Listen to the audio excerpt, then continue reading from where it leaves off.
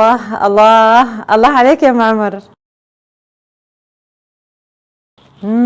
دافية جدا ومناسبة للشتاء.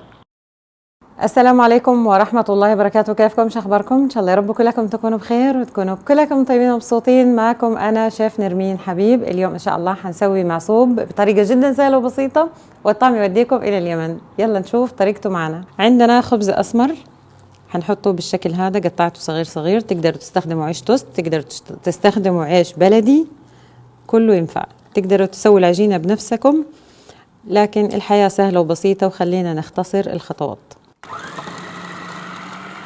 هذه ماكينة بيكو، أنا جبتها جديدة، سعرها جدا رخيص وعملية جدا ومو على قد سعرها أبدا. وشوفوا كيف ما شاء الله طحنت بسرعة.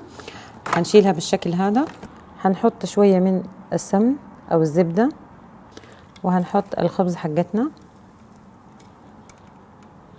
وحنبدأ نحمس كده عشان ياخد تجميرة خفيفة معانا. عندنا حليب مبخر حنحطه بالشكل هذا. عندنا علبة قشطة كمان حنحطها كاملة،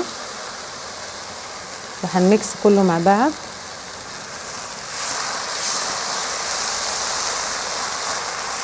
حنهرس الموز كده. خلاص انا هرسته تمام.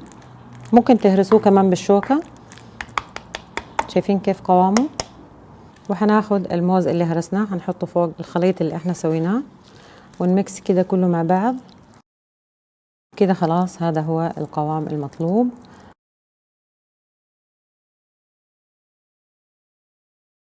وندلعه شوية، نحط له كده جبنة. ممكن كمان تحطوا مكسرات، تحطوا اللي نفسكم فيه، ونزينه كده بالعسل. اتمنى ان شاء الله الوصفه تكون سهله وبسيطه واكون بسطتها عليكم جدا جدا بدون خبز ولا عجن. يا جماعه الوصفه هذه حتقفل مطاعم كثير. خلاص حتعملوا معصوب في البيت، ان شاء الله تجربوها وتعجبكم. اكتبوا لي في الكومنتات ايش حابين نسوي وصفات ثانيه. كان معاكم نرمين حبيب، احبكم مره. باي باي.